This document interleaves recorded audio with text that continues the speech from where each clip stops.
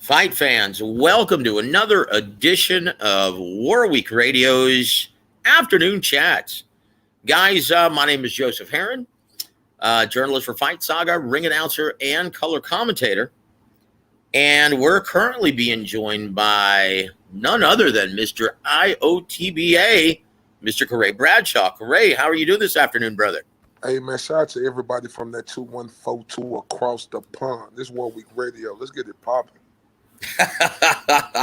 Well, obviously, guys, unless you've been under a rock, well, the big story right now in boxing, it's fight week in Arlington, Texas, the DFW area in Texas. And we're not talking about weight. We're not talking about money. We're not talking about matchroom sport. We're not talking about the style matchup. We're talking about the ring size, unfortunately. Okay, as of this afternoon, we've just found out, according to W.A.W. Saunders, that the ring issue has been settled and negotiated. Now, what that's going to be, we haven't found out specifically, but more than likely, both camps have indeed agreed to a 20-foot ring. Okay, it was initially, and now this is what Mr. Tom Saunders, Billy Joe's father, stated earlier today, just 3 hours ago, right? Quote, Canelo has put in an 18-foot ring, which I think is an amateur ring as of the fight. Of course, we wanted a 24-foot ring, and we're willing to concede to a 22-foot ring, but that's as far as we'll go. Canelo's trying to take his legs away, and we're up against everything here. At the end of the day, I'm not going to let my son box in a 20-foot ring against the pound-for-pound king of boxing. End quote. Well, Karray, unfortunately, what we just found out today was that Saunders and his team and his management team, MTK Global, forgot to negotiate a 24-foot ring in the uncontracted fight agreement. They signed on the dotted line without stipulating a desire to fight in a 24-foot ring. So that means he has no leverage here. He's threatening to pull out, but he's got no leverage here and will not win because Canelo is not in breach of contract here. Why is he doing this, do you think, Karray? This right here, it's a classic episode of gamesmanship. A great way to break this down is to let everybody know this is a method where Billy Joe Saunders is trying to toy with Canelo Alvarez mental. But my question to you, Joseph, with you covering the sport over 20 years and with you dealing with all types of fighters, with you looking at Canelo, is he the type of fighter we know Billy Joe playing these mental games with him? Is he the type of fighter that could be affected by these mental tactics that Billy Joe is trying to toy with? 2 words, Karray: hell and no. Canelo's been through this. This isn't anything new to Canelo Alvarez. This is just the latest in a long series of massive events. Keep in mind, guys, he's been in some huge events with Erislandy Lara, with Floyd Mayweather Jr., with Miguel Cotto, 2 fights with Gennady Golovkin. I mean, this guy has been in much bigger events than this, even though this will prove to be the largest live audience he's ever fought in front of. They're expecting a healthy walk-up as well as the 64,000 ticket holders who have already purchased seats. So even in the midst of COVID, he's probably going to attract 70,000 fans, which is outstanding. And trust me, maybe 1,000 of them are showing up to cheer for Billy Joe Saunders. So this is nothing new. In fact, if you look at his history, right, he faced a lot more pre-gamesmanship from Floyd Mayweather Jr., from Miguel Cotto, and from Gennady Golovkin's big mouth but knowledgeable former trainer, Abel Sanchez. He really got under the skin of Canelo Alvarez, and it didn't make any difference. Canelo is a professional, but he is a bully. He's an unemotional, calculating machine in the ring. So if he's trying to get under the skin of Canelo and pissing him off, well, more than likely it's just going to result in an even harder, more methodical beatdown over 8, 9, or 10 rounds. And just to prove my point, listen to this. There's video footage that someone shot of them crossing paths, right, in the hotel. And this is what Saunders said when they passed Team Canelo, right? Saunders, a member of Saunders' camp, said this: "What's happening with the ring, my man? Is the fight happening or not? We've come a long way. Grow some bullocks, mate. Come on." And Alvarez shouted back, "You're an effing pussy." Pussy.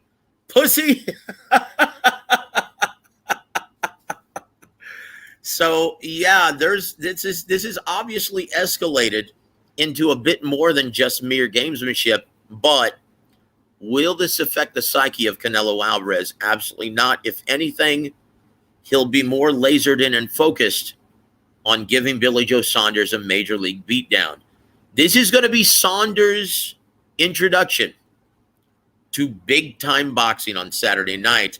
What are your thoughts on this before we start talking about the seriousness and the ring size and why it will prove to be a huge factor in this style matchup? I just think this is a epic fail by Billy Joe Saunders and his team, right? My thing is, last night when these were reported, of course, we all could be shocked and be like, Canelo, what are you doing? You signed the contract, whoop-de-whoop. But then when reports came out today, Joseph, that there was no stipulations, it's like my thoughts came, who the hell do you think you are? And I don't want the audience to take that as I'm saying who the hell do we think he is like that, because we know Billy Joe Saunders, he is the 168-pound WBO champion, undefeated fighter. He have did great things in boxing. I'm not taking away from that. When it comes to talking boxing about him and where his position is in boxing, his career is stellar. But my thing is the arrogance, for him and his stone-faced father to come out. That's why I say, who the hell do y'all think y'all are, right? Come all this way, we this big event put over, like Joseph just mentioned, 64,000 tickets. So not including what the walk-up gonna be. Like, the gamesmanship, cool. But the arrogance of the situation, like, when it comes to attraction, when I say, who the hell do you think you are? That's what I mean. Because when it comes to the attraction of the boxing public around the world, not the attraction of we knowing that you're the 168-pound WBO champion, we understand that. Not who the hell you think you are that way, but who the hell do you think you are when it comes to attraction? To actually have the audacity for Billy Joe Saunders and his father, Tom Saunders, to come out and to try to perceive, like Canelo and them were cheating or they're going to not take this fight. You think boxing fans would look at you the same after this if you possibly was trying to exclude this fight? Like, come on, man, you have to be more serious. Look, seeing that he has no leverage within the contract, yeah, this is obviously, and you're right on the money when you say it's just a bit of gamesmanship. Good call. Because, yeah, he's got no other leverage. He's just trying to get under the skin. And, he's been complaining about the judges because originally they wanted a British judge, a Mexican judge, and an American judge to be as fair as possible. Well, it wasn't possible for any British judges to make the trek over here. So basically, what we're looking at to, I guess, appease both parties is to have 3 neutral judges, right? So none of the judges are from England, or none of the judges are from Mexico. They're all neutral judges, right? So both parties are happy, but then you get the ring size, and guys, the ring size will be a huge factor in this matchup. It always is when you look at the style matchup. More than likely, Canelo is going to adopt the role of aggressor. He's going to attempt to cut off the ring and close the distance, and then he's going to try to punish Billy Joe Saunders to the body and head when he finds his range and gets inside. He's going to accomplish this by either cornering him or beating him up against the ropes. This is where the ring size comes into play, because when you're faced with a guy who's as fleet-footed and who's as proficient at controlling range from a distance as Billy Joe Saunders is, a smaller ring is a huge advantage for the aggressive-minded fighter, which in this scenario is Canelo Alvarez. So BJ Saunders, he's doing whatever he can. Not only is this gamesmanship, but he's trying everything to see what he can get before this, well, career-defining fight. Because you're absolutely right about this, Karray. This is what everyone's going to remember Billy Joe Saunders for. Do you really think when they look back on his career, are they going to think of his fight with Willie Monroe Jr. or Andy Lee? Nope. Or David Lemieux? No, it's going to be this one right here. Nope. So he's doing. So I tell you what, I tip my do-rag, brother, to to Billy Joe Saunders. He is doing the right thing for him, right? Agreed. He's not only trying to get under the skin of Canelo Alvarez, but he's trying to level the playing field, so to speak, right? Because if you look at history, Karray, now, this is when I was working for Emmanuel Stewart, right? He was training Andy Lee, who's actually a good friend of Billy Joe Saunders, right? They come from that same gypsy community. And Andy Lee was being trained by Emmanuel Stewart, and they flew into El Paso to challenge, at the time, the WBC middleweight champion, who was Julio Cesar Chavez Jr. Well, it wasn't stipulated in the contract as far as ring size went. And so when they showed up on the day of the fight, after the weigh-in, they both made weight. They went to the Sun Bowl in El Paso and discovered that Top Rank, the lead promoter in the event, well, wanted both fighters to compete in a shoebox. It is the smallest ring I've ever seen in a championship fight, only 16 feet. Emmanuel was furious. And he said, he goes, in all my years of boxing, I've never seen a major championship fight take place inside of a club level 16-foot ring. Furious. And he never even thought to implement that and stipulate that in the pre-fight contracts, because he never thought that was that was possible. So he was furious. And what was the result? Chavez eventually closed the distance and punished Andy Lee in the 7th round, stopping him with a big right hand, right? And I immediately after the fight, I spoke to Emmanuel, and Emmanuel said, you know what? 2 things I'm very sure of. And you know, Emmanuel, when he gets pissed, boy, he just lets it fly, right? God rest his soul. He goes, Joseph, 2 things I'm absolutely positive of. That one, Chavez Jr. is on the juice, 1. And 2, that ring size determined the outcome of the fight. That's what he said. Yep. And I said, really? Hey, I said, how so? He goes, point. He said, well, first of all, let me finish. He goes, I said, well, clarify that, Emmanuel. He said, look, you saw in the first half of the fight, Andy Lee was controlling range and easily outboxing Chavez Jr. But when Andy Lee started to get tired, started to slow down, yeah, he started to cut off the ring and close the distance in that tiny shoebox of a ring and ended up catching him in the 7th round, right? Do you see a similar outcome on Saturday, Karray? Well, you make an excellent point. When you talk about the inches in the ring size, right? Because a lot of guys and women, ladies who've never been in a boxing ring don't understand the difference of inches and what that could make when it comes to a boxer, a guy in Billy Joe Saunders who moves his legs, right?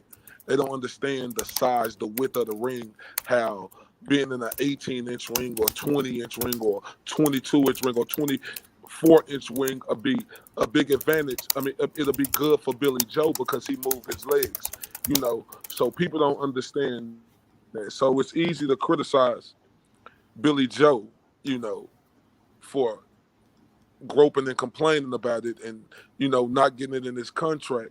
But you can understand why he's doing it because the type of fighter that he is, a 22-inch ring, a 24-inch ring would be for his advantage. So, I must give him credit on that. At least he's trying to get every advantage he can to try to stipulate a way that he could win this fight.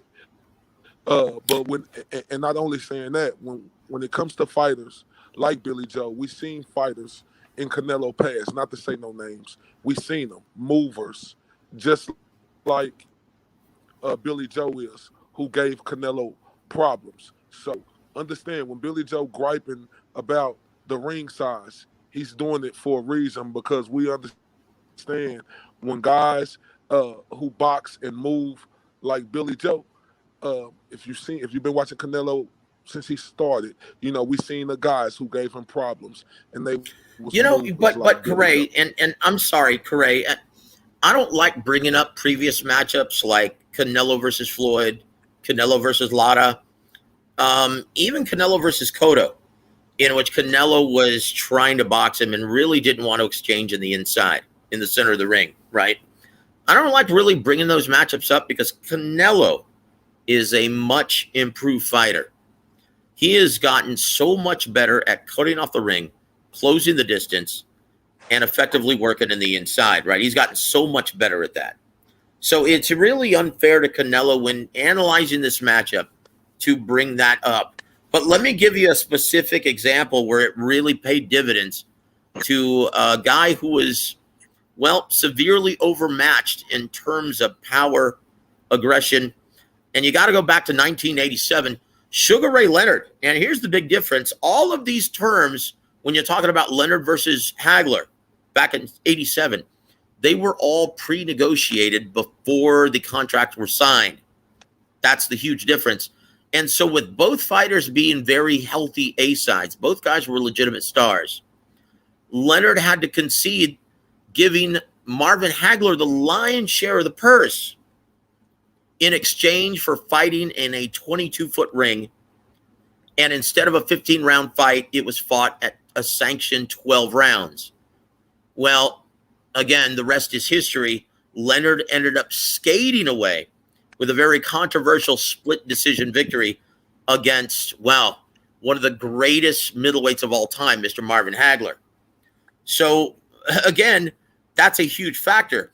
So, let's go back to our comments, guys, because Simple Boy, who's joining us, right, he brings up that, I'm going to post his comment on the board real quick.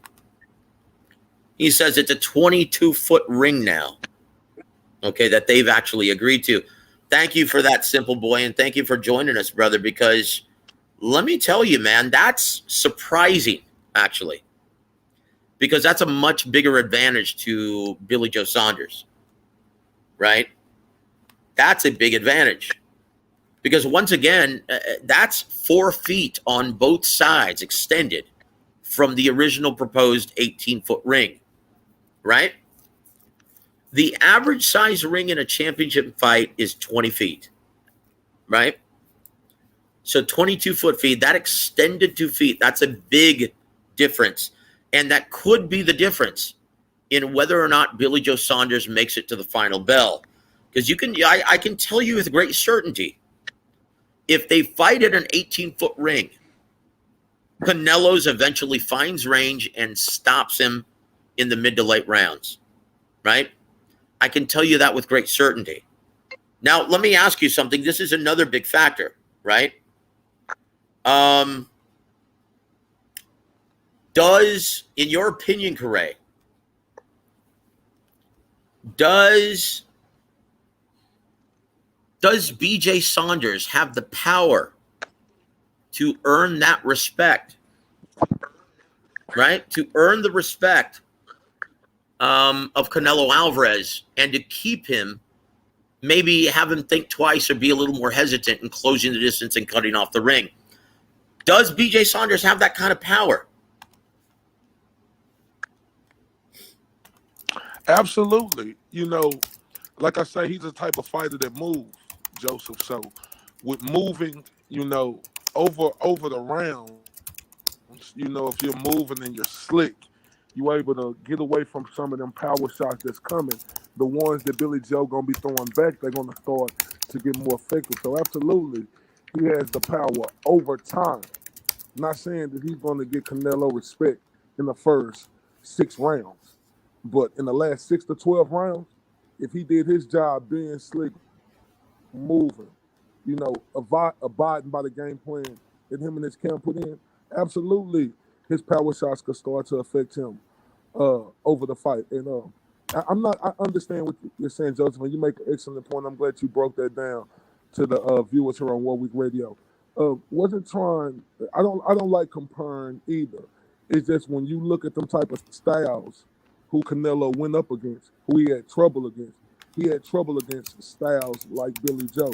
That's why I think you know, Billy Joe's style gonna give him it could possibly give him a hard time, especially if this news is true that it's a 22-inch ring that they agreed upon. Yeah, it's going to be interesting to see. I'm not sure it's 22 feet. In my opinion, the happy medium would have been 20 feet, right?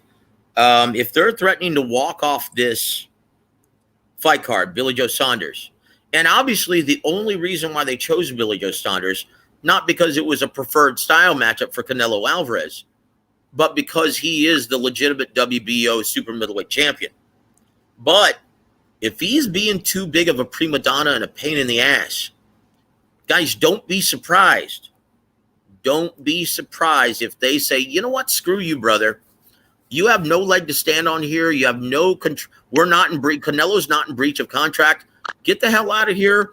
John Ryder's going to be in town, and he's willing to step in. He's more than happy to fight on Canelo's terms. Thanks for playing. Don't be surprised if Billy Joe Saunders continues with this, well, too much gamesmanship, because his dad has already made accusations of Canelo blood doping, using PEDs, and also using extra taped up illegal hand wraps.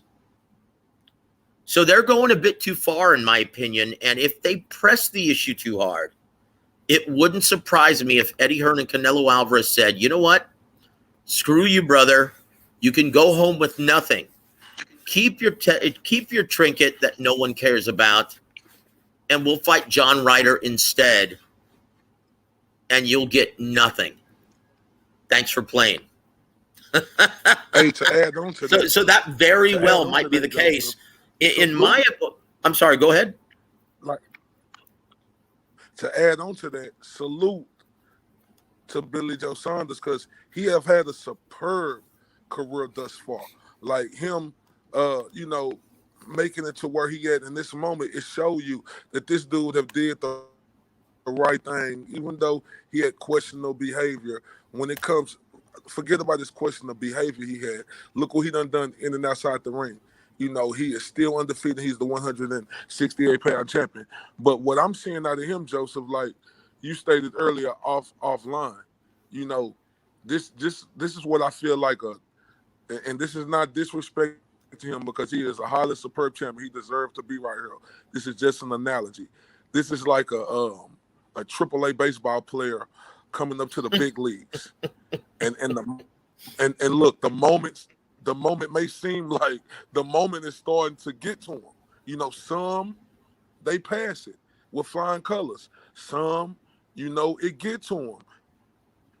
And in my opinion, right now, Billy Joe and his teams are showing signs that, like, this moment, it's a lot. Yeah, you know what? That's a very good point, Karray, because although I don't like the AAA versus the Major League analogy, you do make a good point that this is Billy Joe Saunders' first trip to the big dance. This is like him being on the Cincinnati Reds and going against the Yankees in the World Series, who have been there time and time and time again, or the Red Sox, right? That's the more perfected analogy. That's a more appropriate analogy. But you're absolutely right.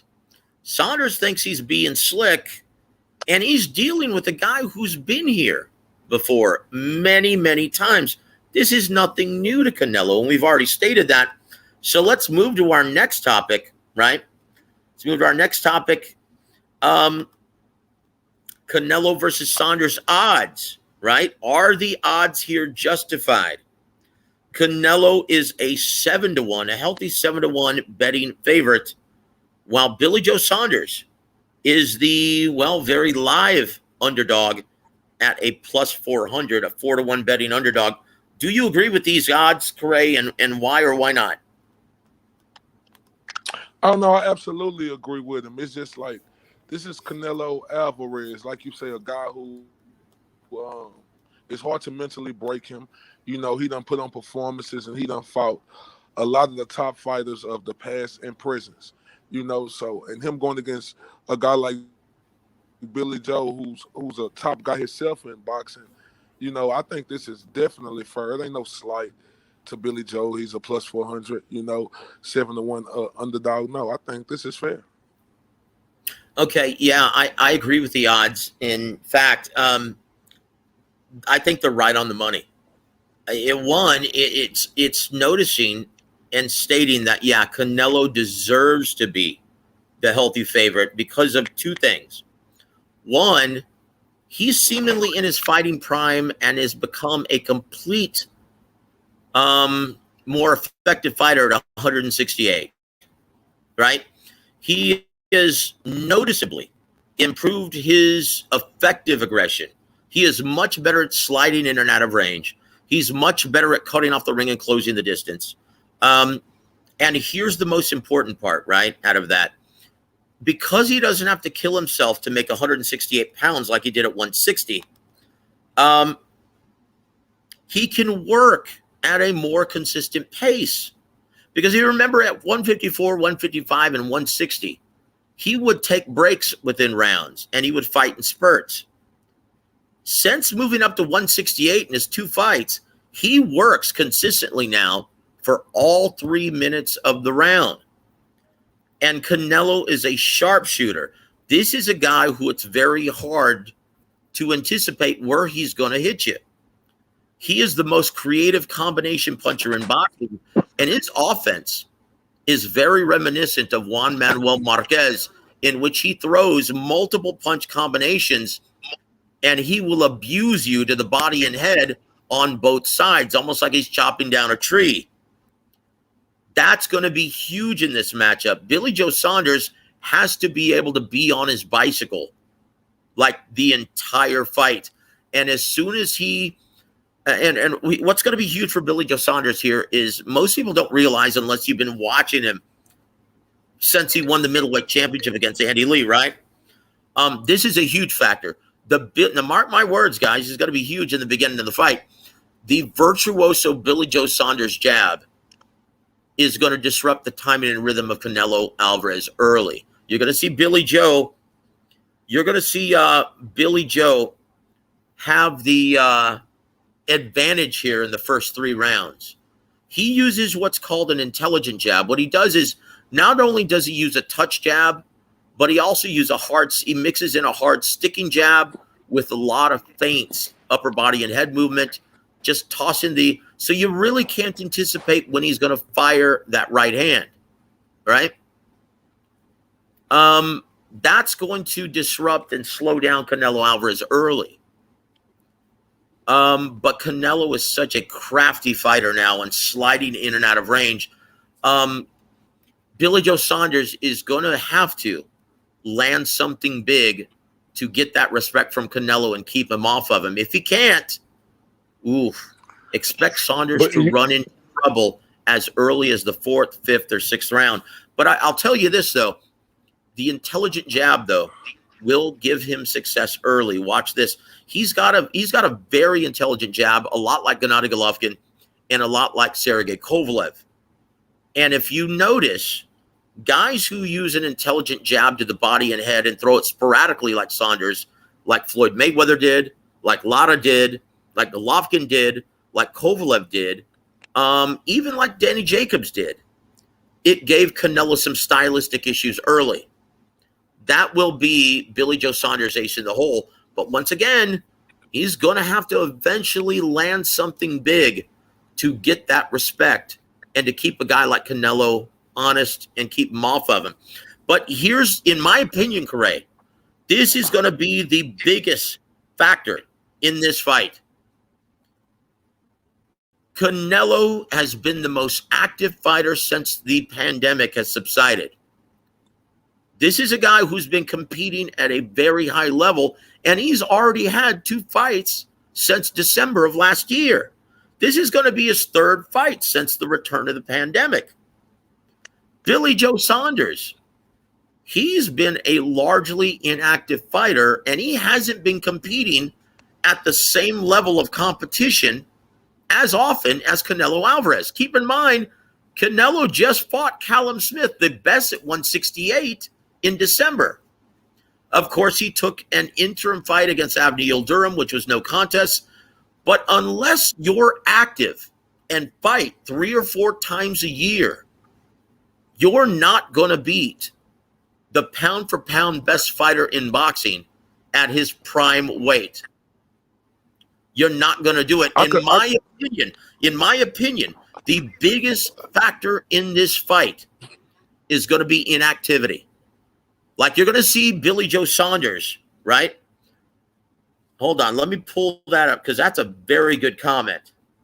Billy Joe Saunders last fought Murray in October. Yes, he did. But once again, Martin Murray, what was he, 38, 39? That is not at the same level as a more complete fighter in his prime like Canelo Alvarez, right? That's a big difference. Keep in mind, that's a far cry. You're talking about Canelo Alvarez fighting Callum Smith in December, and BJ Saunders fought Martin Murray, who showed the complexion of a shot fighter. Now, once again, I'm not taking it away from Martin Murray, or I'm not taking anything away from BJ Saunders because he pitched a vertical shutout and he looked great. He looked outstanding.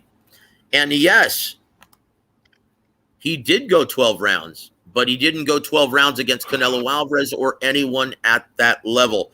Guys, that's very, very crucial. But let me jump in. Go ahead, Ray. Jump in. But the thing is about Billy Joe Saunders is, right, even though you spoke about his inactivity, it could play a part, but it could play a part for the good too. Because when he been boxing for this long, sometimes it's good for these boxers to take time off to let their body heal. Because if you ever boxed or if you followed the game for a long time, all of these fighters, they go into these big matchups with nagging injuries. So it could play a part against him for the inactivity, but it could also go good for him because he had a time to let his body heal. And when you say he has to get Canelo respect, or can he get Canelo respect? Absolutely, Billy Joe Saunders could get Canelo respect. I'm not so sure that he can. I'm not so sure that he can, Karray. Let me finish. let me finish. Let me finish. One thing he got going for him is that he's a natural bigger fighter than Canelo Alvarez. Even though I agree with you No. He's a 100%, Joe. taller and rangier guy, but Canelo is the bigger man. He's wider and he's stronger, and he is more explosive, right? So basically, what I'm saying is he's been at a bigger weight than Canelo his entire career. You know, Canelo has been a fighter that moved up. So what I'm saying is, with him being a natural bigger man, I think, we'll have to see this on Saturday night. I think him being a natural bigger guy, he has the ability to make Canelo respect him if he do all the proper things, like you said, Joseph. The main thing you said, jab. I agree with you 100%. He has to have his jab on point. He has to be able to control distance. He have to be able to confuse Canelo in them early rounds to where he turned back to he has to make Canelo work rate go higher than what we usually see Canelo working. So, you know how you said basically Canelo has became better where he fight the whole 3 minutes now by the extra weights where he don't have to struggle to make weight, Joe? Yeah, I Canelo is a much think more consistent fighter at 68. So I think if he make Canelo work rate hard, because he's gonna have to do that for Billy Joe to win this fight, he's gonna have to make Canelo have a high work rate. He's gonna have to take chances in this fight. But I think with the skill level, respect to Billy Joe, because his skill level is high. Anybody who's sleeping on him and don't think he has a chance to pull this fight out, you're crazy. He has a high skill level, boxing IQ to where he could pull off this victory. But for him to do that, he has to throw that jab. He has to control Canelo with that jab and be able to be first. Yeah, look, Karray, this is what it's going to boil down to. He's going to be effective in the early, like first 3 rounds with the jab. It's going to disrupt the timing and rhythm of Canelo Alvarez. But what I said, he's got to earn his respect and land something big eventually to keep Canelo off of him, because just the sporadic jab is not going to be enough. Canelo's going to eventually, he's got to put the fear in him. He's got to get his attention. He's got to land something big. He's got to throw, he's got to test that chin of Alvarez, and that's really difficult to do. With that high guard defense that Canelo has adopted when he's closing the distance, it's very hard to hit him flush. It's going to be very, very difficult. So here's in my opinion, if Billy Joe Saunders, now this is another factor that he's going to be up against, right? This is another factor he's going to be up against Billy Joe Saunders. Advantage Canelo is that if he does indeed make it to the final bell and it goes to the judges' scorecards, Canelo Alvarez, and this is the advantage that he's shown he's had against Danny Jacobs, against Gennady Golovkin, and against Erislandy Lara, against Miguel Cotto. Canelo combines speed with power, and he's a very explosive puncher. He throws always the more eye-catching shots to the judges at ringside. So keep in mind, guys, most competitive and hard-to-score rounds are going to be in favor of Canelo Alvarez for that reason.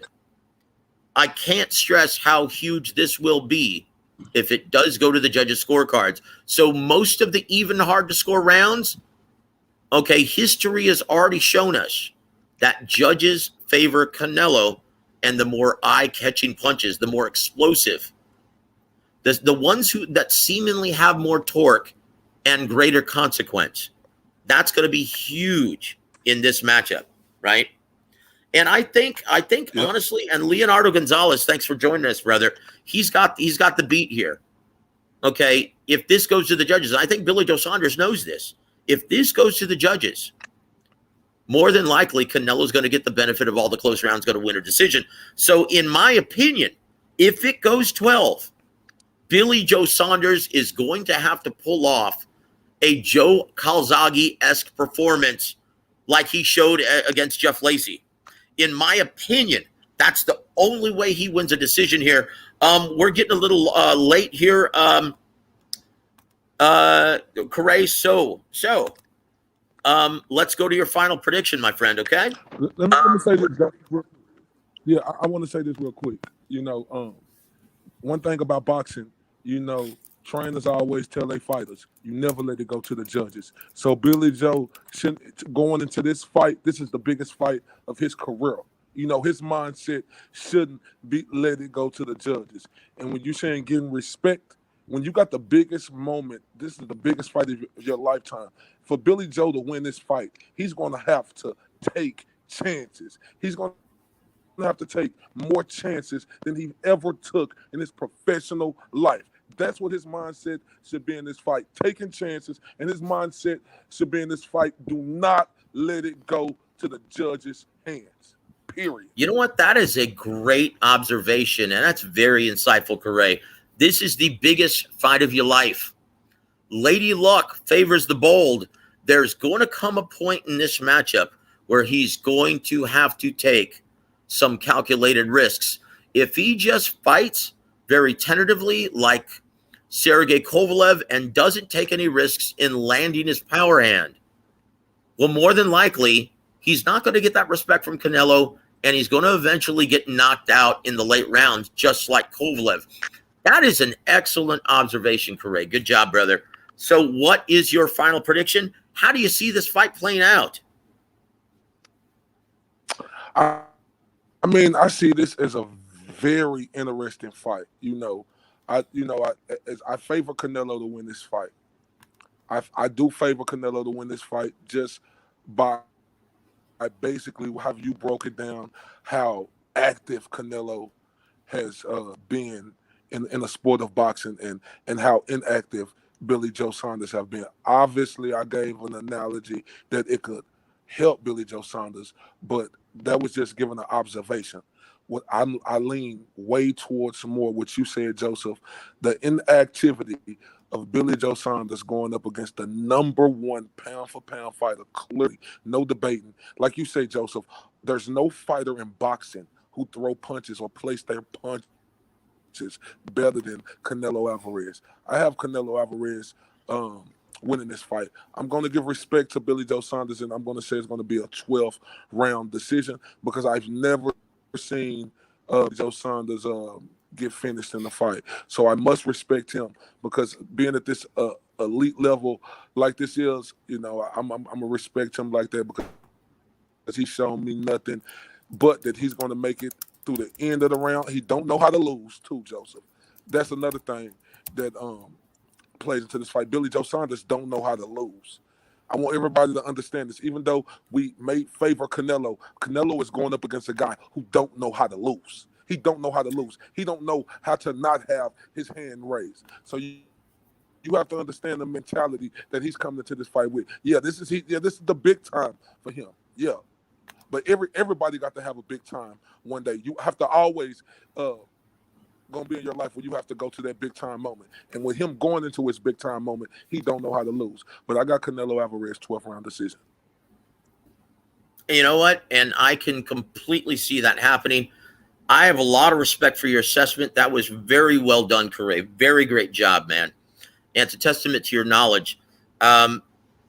Because very seldom do you see knockouts at the elite level like this. And both guys are fighting in the elite level.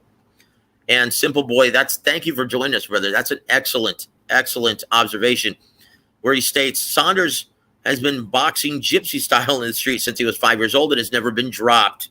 But can he take Canelo's punches? In my opinion, Simple Boy, you have to go back and look, in my opinion, back in May of 2019, in which he was competing for the vacant WBO super middleweight title against German fighter Shafat Isufi. In the late rounds of that fight, he was seemingly coasting, and he was staggered and had to hang on for dear life against a much lesser puncher and not as good of a finisher as Canelo Alvarez. In my opinion,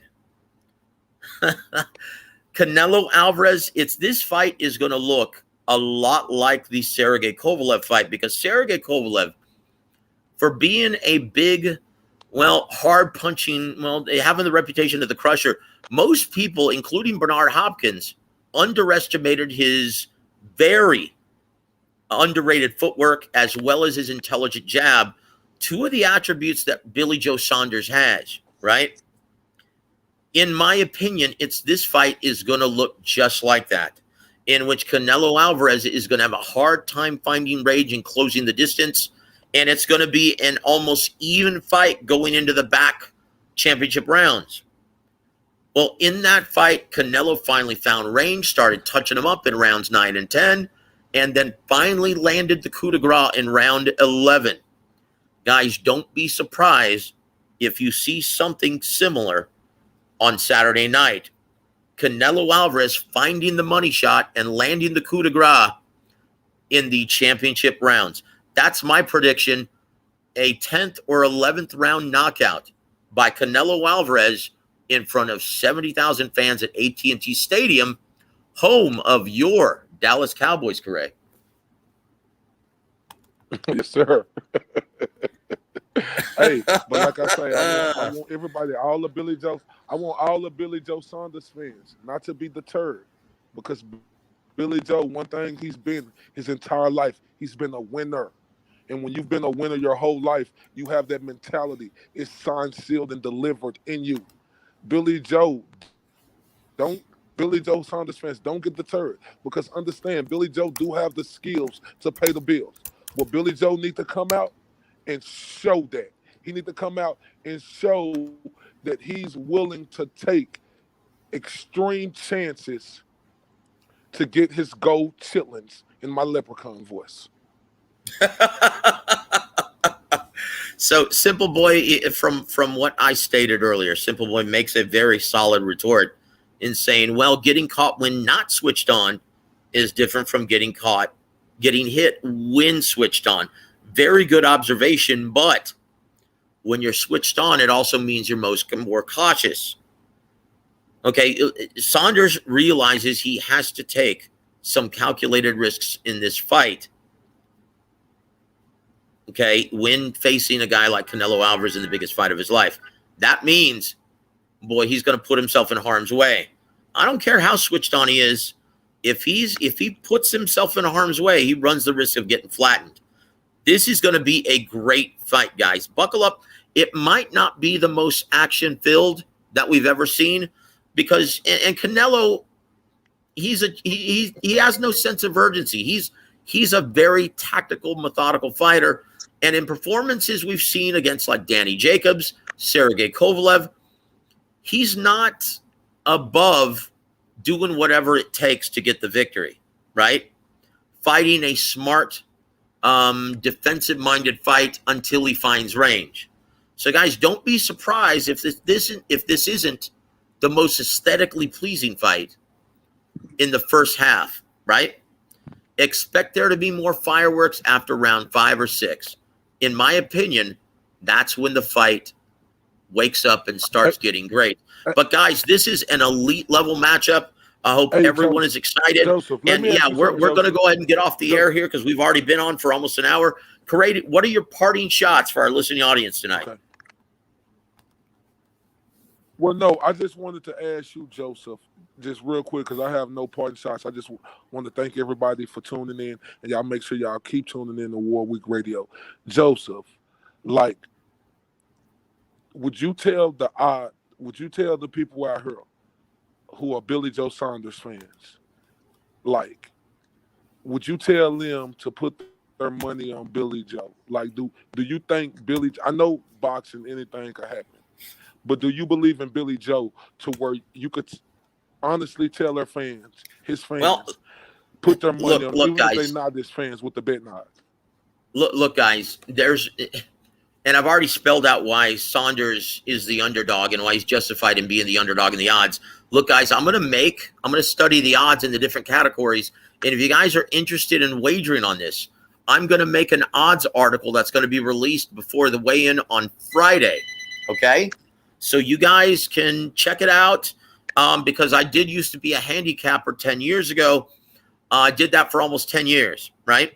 So I'm going to put out an article. Guys, go frequentfightsaga.com for all of our exclusive content.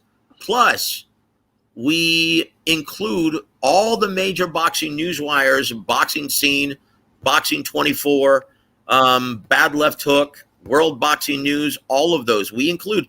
So it's your centralized hub for all the latest boxing news, and it refreshes every 2 minutes. So, guys, look for my exclusive fight coverage, me and Karray both, this week, as well as all of the articles covering this massive event in Dallas. Karray, there's a very good question here from our brother Leo. He says, when are we on again?